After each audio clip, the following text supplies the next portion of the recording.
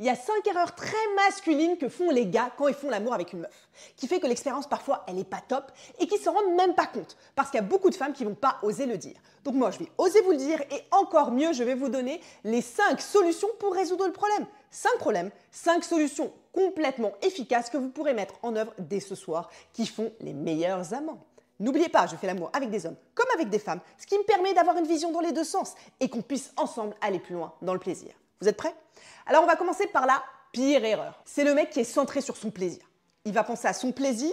En fait, au-delà de penser à son plaisir, il va penser plaisir masculin.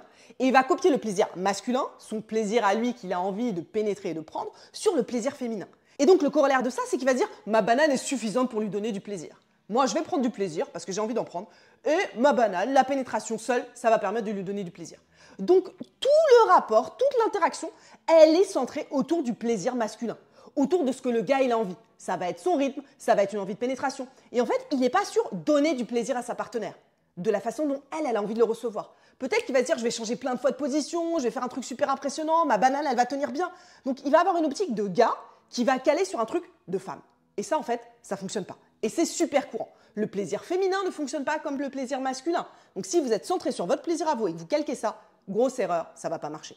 Ce qui compte, c'est pas votre banane, qu'elle soit bien dure, de changer plein de fois de position et de faire un truc super acrobatique. C'est pas ça qui va donner du plaisir et c'est pas ça qui fait un bon amant. Le truc qui fait mal, c'est de se rendre compte qu'il n'y a que 18,4% des femmes qui peuvent avec la seule pénétration.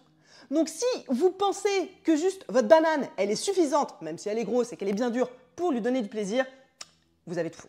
Dans plus de 80% des cas, en fait, ça ne va pas permettre de la faire. Donc comment on fait pour changer tout ça? La petite astuce toute simple, si vous ne voulez pas vous prendre la tête, c'est de rajouter quoi? Le petit organe du plaisir, le bourgeon du plaisir. Donc vous allez rajouter ça.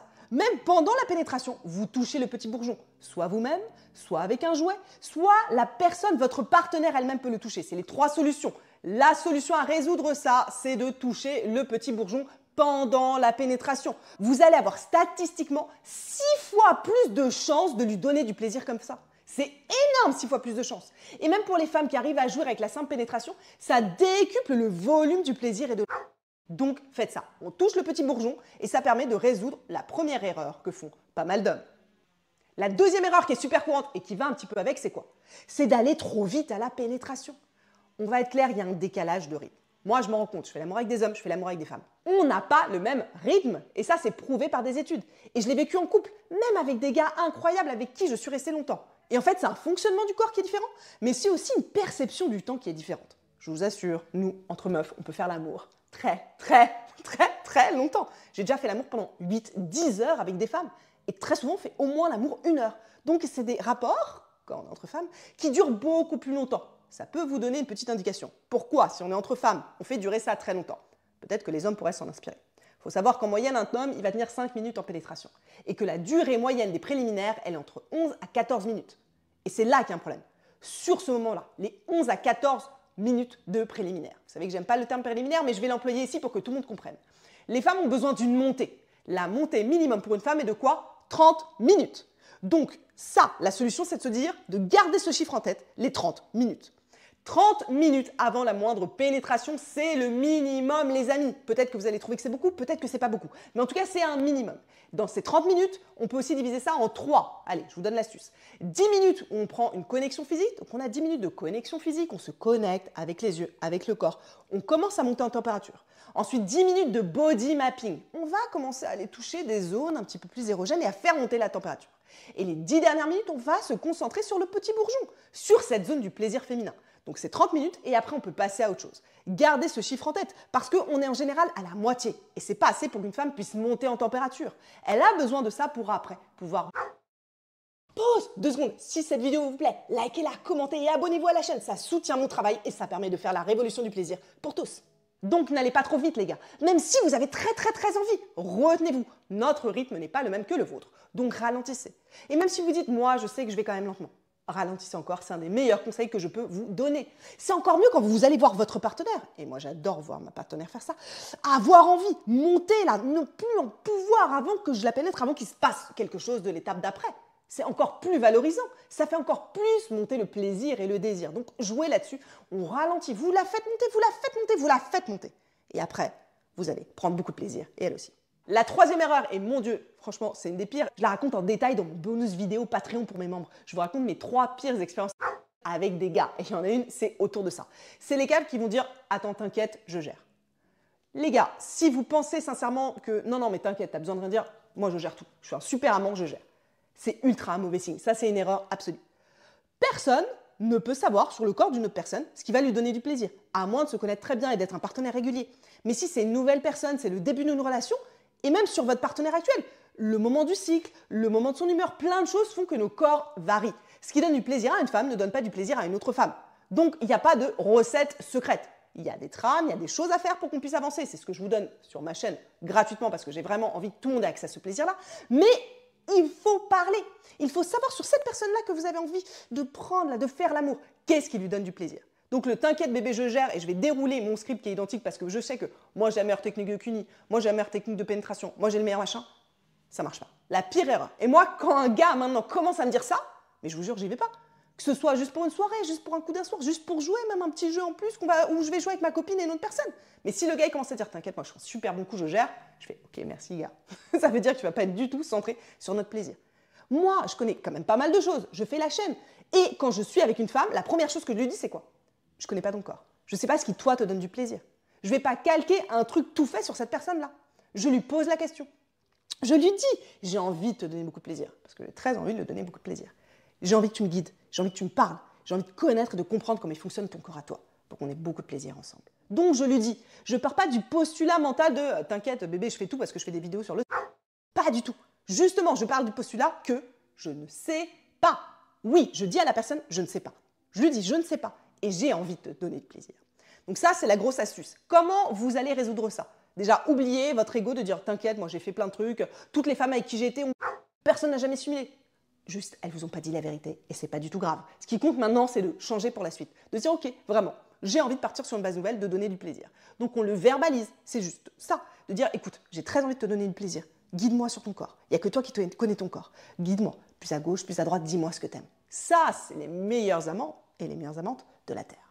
Et ça a même été prouvé par des études. Il y a une corrélation qui existe avec un facteur de corrélation de 0,43, donc c'est un facteur qui est très fort, entre la communication, donc le fait de parler, de verbaliser, de demander ce qui fait du plaisir, et le degré de satisfaction. Donc si vous avez envie que la personne se rappelle de vous et se dise que vous étiez un bon amant, parlez. Vous allez voir, ça fonctionne très bien. Et vous prendrez toujours du plaisir. Et oui, je vous rassure, vous n'allez pas paraître faible. Elle va pas se dire, il est nul, le gars, il connaît rien, et me pose des questions. Non, au contraire, c'est super valorisant. Vous n'êtes pas faible, vous êtes viril si vous communiquez. Au contraire, ça prouve que vous êtes un homme qui est bien dans ses baskets, qui est capable de communiquer, qui est capable d'être sensible et qui en même temps capable d'être là. Parce qu'il a confiance en lui, mais qui ne se laisse pas dominer par son ego. Et ça, c'est très important pour bien faire l'amour. La quatrième erreur, et en fait, elle est là tout le temps quasiment, c'est de penser que c'est la fin du jeu. Mais ça, juste ce truc-là, mais dans 95% des rapports hétéros de la Terre, pouf, veut dire la fin du jeu. On se termine. C'est comme si on sifflait à la fin d'un match. Mais c'est délirant quand on y pense. Ça veut dire que tout est calqué sur un modèle masculin. Pourquoi est-ce que ça voudrait dire que c'est la fin? C'est une construction sociale. Et ça, j'ai envie qu'on tous ensemble, on le déconstruise. Nous, quand on fait l'amour entre femmes, on n'a pas ce truc. Donc en fait, on continue et on trouve des solutions. Donc plutôt que se dire que c'est la fin du match, il y a lui, c'est terminé, vous allez vous dire, c'est juste un tournant, c'est juste un virage. On change, on est sur un autre terrain là. Comme si on passe d'un terrain de terre battue à de la pelouse ou à ce que vous voulez. Vous trouvez l'image qui vous va, mais en tout cas, ce n'est pas la fin. Donc, qu'est-ce que vous allez faire? C'est normal d'avoir une petite période réfractaire et que votre énergie, elle redescende après l'éjaculation. Je ne remets pas ça en cause. Je dis juste, on ne s'arrête pas. Et qu'est-ce qu'on va faire après? On va faire plusieurs choses qui vont vous faire marquer des points et qui sont assez incroyables. La première chose, c'est de continuer à toucher le petit bourgeon. On va offrir à sa partenaire de continuer à avoir du plaisir. Oh, les gens qui font ça envoie un message incroyable. Ça envoie un message de « je ne suis pas centré sur mon plaisir. Je suis connecté à toi, je veux te donner du plaisir. » Donc, quand c'est terminé pour vous, physiquement, c'est pas terminé pour vous en tant que couple, en tant qu'entité. Et même si vous n'êtes pas en couple avec la personne, c'est la même chose. Donc, on parle, on dit « moi, j'ai envie de continuer à te donner du plaisir. » Vous touchez. Donc, partie petit bourgeon pour continuer à donner du plaisir. C'est ce que j'appelle, moi, la cerise sur le gâteau. J'adore recevoir un de cerise sur le gâteau quand je fais l'amour avec un homme.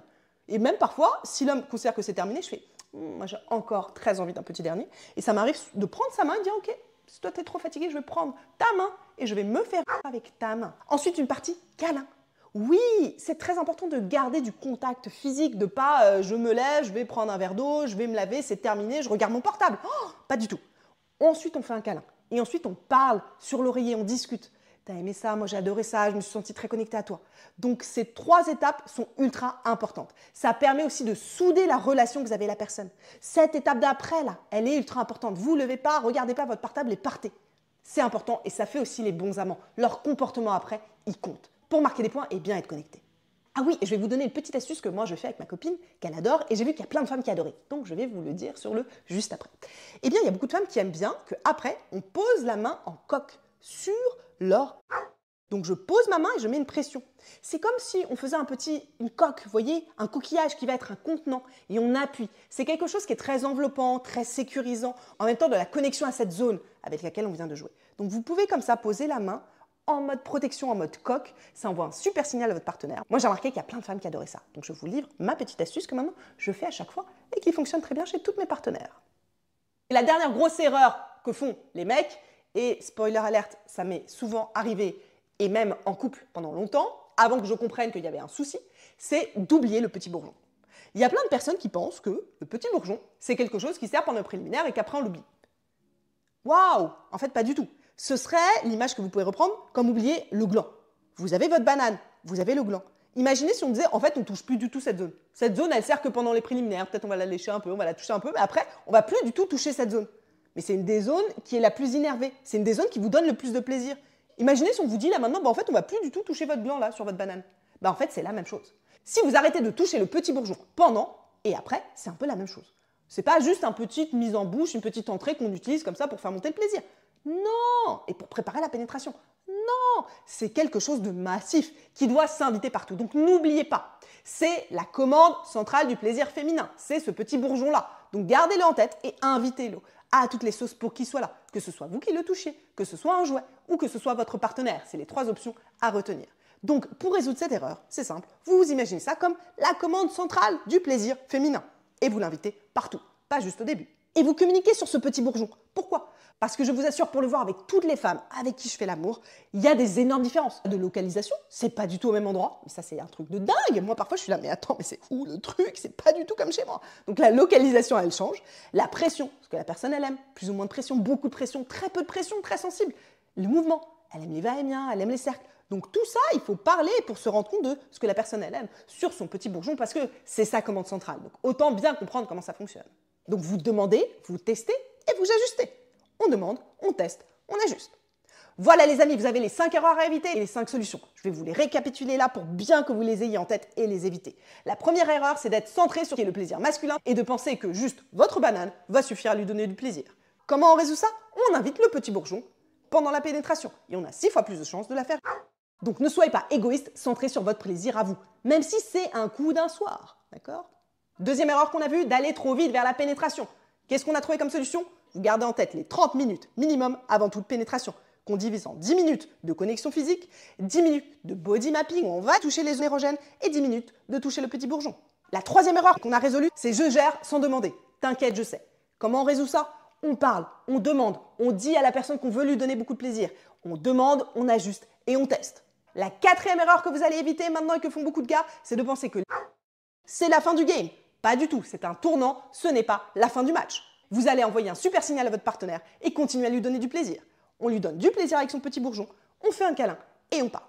Et la dernière erreur, c'est de minimiser l'impact du petit bourgeon. C'est pas un truc qu'on utilise au début uniquement pour faire monter la sauce comme un préliminaire. Non, c'est quelque chose qui s'invite à toutes les sauces. Donc vous allez le remettre au cœur du débat.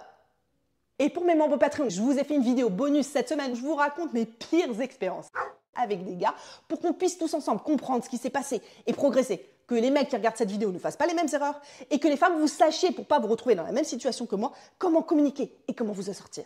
Et j'ai fait aussi un guide complet, une checklist du meilleur amant, qui est une ressource téléchargeable pour les membres. Vous allez avoir une checklist et pas à pas, plein de solutions pour tout mettre concrètement en œuvre dans votre vie. Merci beaucoup à vous! Ah oui, et dites-moi en commentaire l'erreur que vous avez peut-être déjà faite ou les erreurs que vous avez déjà faites et les solutions que vous avez envie de mettre en place. Soyez honnêtes, on peut tous dire ici.